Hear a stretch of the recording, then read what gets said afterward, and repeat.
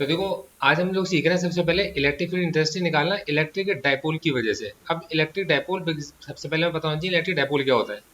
तो electric dipole का मतलब है दो इक्वल और ऑपोजिट चार्जेस जिनके बीच का डिस्टेंस बहुत ही कम है, उसे आप इलेक्ट्रिक डायपोल कहते हो। जिसमें एक चार्ज होता है पॉजिटिव, एक चार्ज होता है नेगेटिव, और ए पॉइंट पर अगर ए चार्ज है, बी पॉइंट पर अगर बी चार्ज है, जिसमें एक पॉजिटिव है एक नेगेटिव, इनके बीच का डिस्टेंस 2a होता है। अब इसे 2a आप इसलिए लेते हो क्योंकि इसका जो सेंटर होता है, सेंटर से लेफ्ट में भी ए और सेंटर के राइट में भी ए डिस्टेंस मार्क करना आसान रहता है। तो ए से लेकर बी आपका 2a, और ओ ए और ओ बी कितना होता है ए। अब इसका एग्जाम्पल है HCl। HCl में क्लोरीन ज़्यादा इलेक्ट्रोनेगेटिव है, एफिनिटी इलेक्ट्रॉन के लिए इसकी ज़्यादा है, क्लोरीन ज़्यादा इलेक्ट्रॉन को अट्रैक्ट करने की कैपेबिलिटी रखता है। तो जो कोवेलेंट बॉन्डिंग है उसमें क्लोरीन इलेक्ट्रॉन के पेयर को थोड़ा अपनी तरफ खींच लेता है और खुद एक्वायर कर लेता है नेगेटिव डेल्टा चार्ज। हाइड्रोजन के पास से इलेक्ट्रॉन थोड़ा सा क्लोरीन की तरफ शिफ्ट हो गया, थोड़ा सा ऑर्बिट से बाहर निकला, तो ये जो आपके पास में एक कोवेलेंट बॉन्डिंग है, कोऑर्डिनेट कोवेलेंट बॉन्ड बन जाती है, और इसको क्या कहलाते हैं, पॉजिटिव डेल्टा चार्ज दे देते हैं हाइड्रोजन को। तो हमारे पास इसको कहते हैं इलेक्ट्रिक डायपोल। एक important term, electric dipole moment निकल कर आती है जिसकी यूनिट होती है कूलम्ब मीटर। कूलम मीटर इसकी यूनिट है। वेक्टर क्वांटिटी होती है जिसमें वेक्टर p होता है q इंटू टू ए, और इत्तेफाक की बात ये समझो कि इसकी जो डायरेक्शन है -q से पॉजिटिव q होती है। तो जब भी कभी इलेक्ट्रिक डायपोल के बारे में कुछ भी पूछा जाए, अगर आप इतना सारा ज्ञान लिख कर आ जाओगे, टीचर आपको उसमें फुल मार्क्स देगा और इम्प्रेस भी हो जाएगा। अब थोड़ा सा मैं आगे की तरफ आपको लेके चलता हूँ। हमारे पास electric field intensity due to electric dipole, तो आपने लिखा electric field intensity due to electric dipole. अब ये इलेक्ट्रिक डाइपोल, अब देखो, आप पॉजिटिव चार्ज की वजह से इलेक्ट्रिक फील्ड निकालना जानते हो, आप नेगेटिव चार्ज की वजह से इलेक्ट्रिक फील्ड निकालना जानते हो। अब आपसे ये कहा जा रहा है कि इलेक्ट्रिक डाइपोल की वजह से इलेक्ट्रिक फील्ड निकाल कर दिखाओ on A point lying on, सबसे पहली चीज होती है आपके पास एक्सियल लाइन, और दूसरी चीज होती है इक्वेटोरियल लाइन। इसमें एक होता है आपके पास में एट एनी पॉइंट, जो आईआईटी के सिलेबस में तो है लेकिन सीबीएसई के सिलेबस में नहीं है, तो मैं भी आपको केवल एक्शियल और इक्वेटोरियल सिखा रहा हूँ।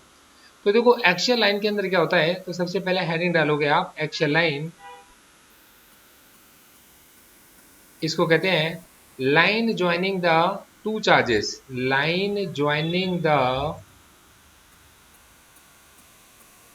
Two charges is known as axial line. तो इसके अंदर आप क्या करोगे, एक चार्ज पॉजिटिव क्यू लेके चलोगे, एक चार्ज नेगेटिव क्यू लेके चलोगे। आप इसको, मैं इसकी रिकॉर्डिंग भी कर रहा हूँ, तो आप बेफिक्र रहो, मैं आपको इसकी रिकॉर्डिंग दे दूंगा जिससे कि आप इसको 2-3 बार देखोगे आपको क्लियर हो जाएगा। तो हमारे पास ए से लेकर बी, जिनके बीच का डिस्टेंस 2a है, सेंटर से ए और इसका भी सेंटर से ए इसका डिस्टेंस है। तो हमारे पास जो ए से लेकर बी ए बी डिस्टेंस है वो कितना होगा आपके पास में 2a। हमारे पास ओ से लेकर ए का डिस्टेंस कितना होगा स्मॉल ए, और ओ से लेकर बी का जो डिस्टेंस है वो कितना होगा आपका, वो भी स्मॉल ए। और यहाँ से आप अगर आगे की तरफ जाओगे तो ये पॉइंट है आपके पास में पी पॉइंट। इस पी पॉइंट का जो सेंटर से डिस्टेंस होगा वो कितना होगा आपके पास, आर होगा। तो पी पॉइंट का डिस्टेंस सेंटर से कितना आपके पास, आर।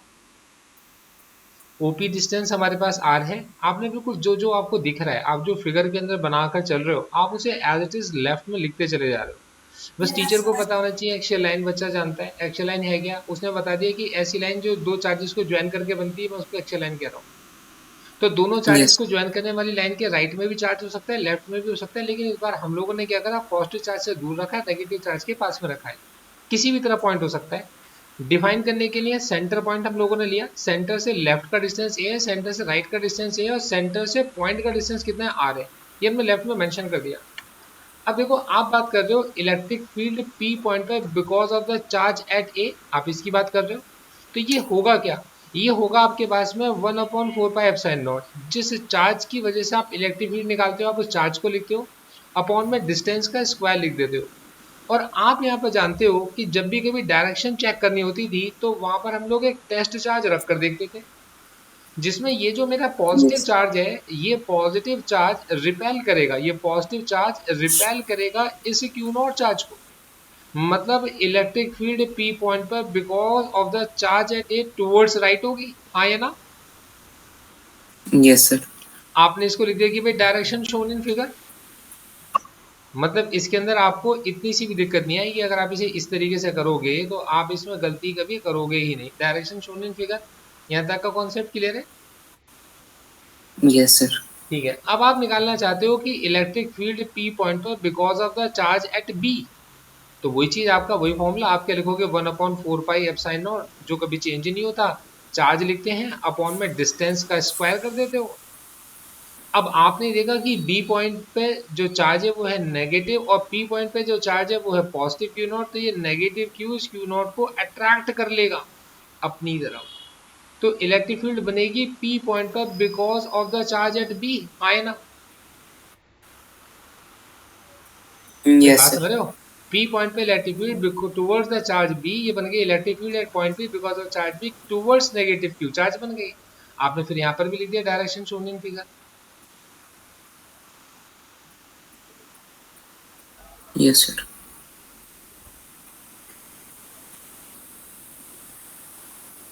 यहाँ तक का क्लियर है आपको। अब यस पी सर। पॉइंट पर इलेक्ट्रिक फील्ड लेफ्ट साइड में भी है और इलेक्ट्रिक फील्ड राइट साइड में भी है। मैं आपसे पूछना चाहूंगा आपके अकॉर्डिंग इन दोनों में से ज्यादा बड़ी वैल्यू किसकी है।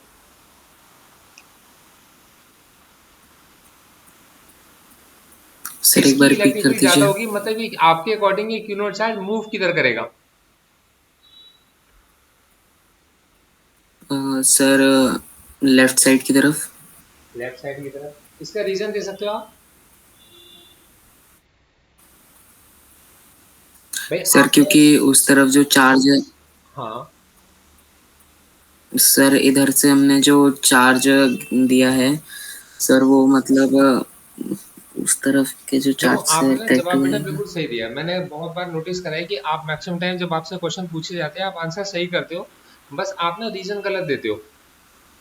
तो बस आप ना अगर ढंग से यस सोचोगे सर। तो आप रीजन दे पाओगे। आप सच में सोच के बताओ आपको क्या रीजन लगता है कि ये जो इलेक्ट्रिक फील्ड है ये लेफ्ट साइड में थोड़ी सी ज्यादा है as compare to the electric field जो राइट साइड में है, जिसकी वजह से जो चार्ज है वो टूवर्ड्स लेफ्ट एक अट्रैक्शन का फोर्स फील करेगा। रीजन सही दो, आप एक बार ना रीजन सही दो मेरे को आप। यस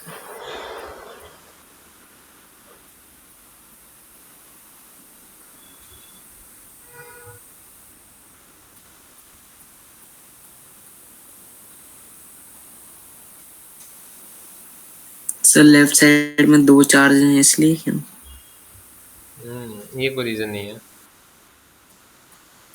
देखो मैं समझाता हूँ, थोड़ा सा समझने की कोशिश करो। ये जो पी पॉइंट है इस पी पॉइंट पे इलेक्ट्रिक फील्ड ए चार्ज की वजह से रिपल्शन की है और पी पॉइंट पे जो इलेक्ट्रिक फील्ड है बी चार्ज की वजह से आपके पास में अट्रैक्शन की है। पर आप एक बात समझो कि वो जो ए चार्ज है वो ए चार्ज थोड़ा सा ज्यादा दूर है और बी चार्ज ज्यादा पास में है, जबकि वैल्यू चार्ज होगी बिल्कुल सेम है। तो जो यस सर। ज्यादा पास होगा उसका इन्फ्लुएंस हमेशा ज्यादा होगा, क्योंकि इलेक्ट्रिक फील्ड क्या थी, influence area around the charge है। तो जो यस सर। इन्फ्लुएंस क्रिएट कर पाएगा, जो वैल्यू ज्यादा क्रिएट कर पाएगा वो चार्ज क्रिएट कर पाएगा जो ज्यादा पास में है। Yes sir. तो ज्यादा पास वाला चार्ज ज्यादा फोर्स लगा सकता है। यस तो सर। जो ज्यादा फोर्स लगाएगा उसकी इलेक्ट्रिक फील्ड भी ज्यादा होगी, क्योंकि electric field basically force divided by charge होती है। Yes sir. तो हमारे हिसाब से क्या होगा, हम यहाँ पे लिखेंगे आपके पास में कि इलेक्ट्रिक फील्ड पी पॉइंट पर because of B charge is greater than electric field P point पर बिकॉज ऑफ ए चार्ज, और मैं बात कर रहा हूँ इनके मैग्नीट्यूड की। क्लियर है, इनकी वैल्यू यस की। सर। तो मेरे हिसाब से क्या होगा, इलेक्ट्रिक फील्ड जो पी पॉइंट पर होगी वो होगी इलेक्ट्रिक फील्ड पी पॉइंट पर because of B charge minus electric field P point पर बिकॉज ऑफ ए चार्ज, इनका रिजल्टेंट। तो क्या होगा आपके पास दोनों में 1/4 पाई एप्सिलॉन नॉट आता है, इसमें चार्ज q आता है और डिस्टेंस bp का स्क्वायर आता है। इसमें चार्ज इसमें भी 1/4 पाई एप्सिलॉन नॉट आता है, इसमें चार्ज आपके पास में q आता है और डिस्टेंस ap का स्क्वायर आता है, हाँ है ना। Yes sir. कॉमन क्या निकलेगा? 1/4 Q upon 4 pi epsilon naught. 1/4πε0 और क्यू आपने बाहर निकाल दिया। अब आपके पास में बचता है 1/bp का स्क्वायर, माइनस में आपके पास में बचता है 1/AP का स्क्वायर, हाँ है ना, है ना। Yes sir. अब आप मुझे खुद सोच के बताओ कि ये जो आपके पास में बीपी है, बीपी कितना होगा?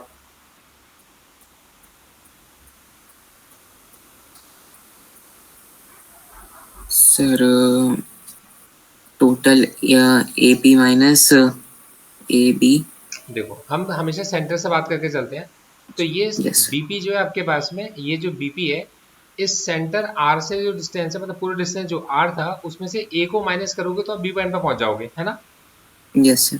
तो बेसिकली जो बीपी है वो क्या है? बीपी आपका आर माइनस ए, बीपी है आर माइनस ए का होल स्क्वायर, और एपी आपके पास में आर प्लस ए, तो ये हो गया आपके पास आर प्लस ए का होल स्क्वायर। यहाँ तक की बात क्लियर है? Yes sir.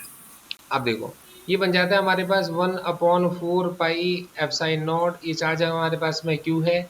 इसमें अगर आप ये एलसीएम लोगे तो एलसीएम बनेगा आर माइनस ए का होल स्क्वायर, साथ में बनेगा आर प्लस ए का होल स्क्वायर, और ये चीज बन जाएगी आपके पास आर प्लस ए का होल स्क्वायर, और माइनस में आपके पास आर माइनस ए का होल स्क्वायर, हाँ है ना। Yes sir. ठीक है जी। अच्छा देखो अब क्या बनता है, अब इससे क्या फायदा मिला आपको? इसका फायदा है आपको कि ये 1/4 ऐसे लिखा रहा, क्यू आपका ऐसे लिखा था, और अब इसका जो एलसीएम बना है वो R square minus A square का होल स्क्वायर बन चुका है ना। अब yes sir. A plus B का होल स्क्वायर क्या होगा? R square plus A square, और प्लस में होगा 2AR, यस सर। और आर माइनस ए का होल स्क्वायर क्या होगा? R square plus A square minus 2AR। -2AR होगा। तो ये क्या है हमारे पास? 1/4 पाई एप्साइन नॉट, ये हमारे पास में क्यू है। ये चीज है आपके पास R square minus A square का होल स्क्वायर, ब्रैकेट को खोलो तो कितना होगा? R square plus A 4AR। Square plus 2AR minus R square minus A square और प्लस का 2AR, हाँ या ना। Yes sir. क्या क्या कट रहा है? सर आर स्क्वायर और ए स्क्वायर। ठीक है, क्या क्या बचेगा आपके पास? Sir 4AR। क्यू, और यहाँ पे बचा 2 टाइम्स 2AR, 4AR बचा, लेकिन मैं से 2 टाइम्स 2AR लिख रहा हूँ। नीचे आपके पास R square minus A square का होल स्क्वायर ऐसे लिखा रहा, क्लियर है। Yes sir. अब देखो अब हमारे पास में क्या होता है, ये आपका है 1/4 पाई एप्साइन नॉट, यहाँ पर हमने क्या लिख दिया? क्यू इंटू टू ए, ठीक है। Yes sir. और बाद में क्या बचा रह गया? 2R अलग बचा रह गया। ऐसा हमने क्यों करा? बताओ, क्यू इंटू टू ए क्या होता था? सर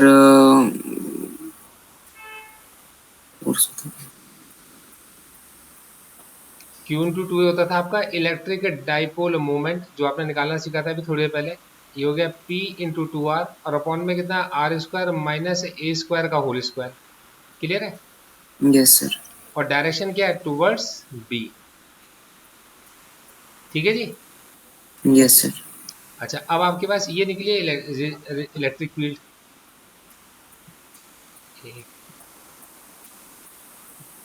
ठीक है।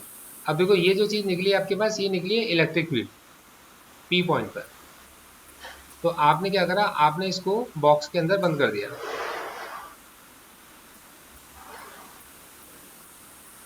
क्लियर है। अब देखो यस इसमें इंपॉर्टेंट केस आता है। अब हमने सीखा था HCl को देखा था, हमने कहा था इलेक्ट्रिक डायपोल मोमेंट क्या है? इलेक्ट्रिक डायपोल क्या है? Equal and opposite charges separated by a very small distance, ये तो सीखा था। तो यस सर। अगर ये जो डिस्टेंस r है ये बहुत बड़ा हो किससे? a से, मतलब ये डिस्टेंस बहुत दूर हो, तब उस केस में क्या होगा? ये जो R square minus A square का होल स्क्वायर है ये यस नेग्लिजिबल सर। होगा, मतलब ये इतना छोटा सा होगा, इतनी छोटी चीज माइनस कर रहे हो और उसका भी आप स्क्वायर कर रहे हो, तो ये चीज जाकर क्या बन जाएगी? नियरली r⁴ बन जाएगी, हाँ या ना। Yes sir. इसे एग्जाम्पल की तरह समझ के चलते हैं। सपोज करो आपके पास में कोई डिस्टेंस है 3 मीटर का, और आप उसमें से 0.03 के होल स्क्वायर को माइनस कर रहे हो, यस सर। ठीक है। तो 3 में से मतलब 3 में से 0.03 के होल स्क्वायर को अगर आप माइनस करोगे तो क्या बचेगा? 3 माइनस 0.0009। Yes sir. ठीक है जी, इसका मतलब क्या बचा? ये बना 2.9991। Yes sir. तो इसका क्या मतलब निकला? क्या मैं इसको 3 नहीं लिख सकता? Yes sir. तो बेसिकली क्या है कि जब आपका आर बहुत बड़ा है किससे? ए से, तो आप ए स्क्वायर को नेग्लिजिबल मानते हुए इसको पूरे को आर स्क्वायर ही मान लेते हो, और इसका आंसर जो आप आर की पावर 4 लिखते हो। क्लियर है? Yes sir. अब ये हम क्यों कर रहे हैं? क्योंकि मैंने आपको पीछे न्यूमेरिकल सिखाए थे कि भाई न्यूमेरिकल में एग्जैक्ट हमको वहां पर कैलकुलेटर लेकर थोड़ी बैठेंगे, यस सर। तो हमें वहां पे अप्रोक्स। कैलकुलेशन में आसानी रहे तो हम इसे आर की पावर 4 लिखते हैं। और इलेक्ट्रिक फील्ड पी पॉइंट पर जो निकल कर आती है वो बनती है 1/4 पाई एप्सिलॉन नॉट। ये हमारे पास P इंटू 2R और अपॉन में R की पावर 4। मतलब अब जो आपके पास इलेक्ट्रिक फील्ड बनी P पॉइंट पर, ये बनती है 1/4 पाई एप्सिलॉन नॉट। ये होगा 2P/R क्यूब। Yes sir. इसको आप बॉक्स में बंद कर दो। क्लियर? Yes sir. ये पार्ट आपका प्रूव हो गया। ठीक है, ओके नोट कर लो सर। आप इसको। मैं आपको इसकी वीडियो भी दूंगा, पर आप इसे नोट करोगे तो आपको मतलब भी याद भी रहेगा। ठीक है? Okay sir.